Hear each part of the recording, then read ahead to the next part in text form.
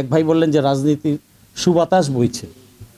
সুবাতাস হ্যাঁ বওয়ার কথা, বওয়া উচিত, সেজন্য আমরা রক্ত দিয়েছি। কিন্তু মাঝে মাঝে কেন যেন এই অন্তর্বর্তীকালীন সরকারের কাজের কারণে একটু যেন ঝাঁকি খাই। নর্মাল সরকার যেটা পালন করে দায়িত্ব, রুটিন ম্যাটার্স, রুটিন অ্যাফেয়ার্স, তার চেয়ে ডাবল স্পিডে আমরা আশা করেছিলাম। একটা বিপ্লবোত্তর সরকার যেটা আমরা পেয়েছি, তাদের কাছ থেকে আরও দ্রুতগতিতে এবং ভালো ভালো কাজের আশা করেছিলাম। করছে না যে তা না, বাট আশা অনুযায়ী যেখানে 100-এর জায়গায় 200 আমরা আশা করেছিলাম, সেখানে হয়তো 20-30 হচ্ছে।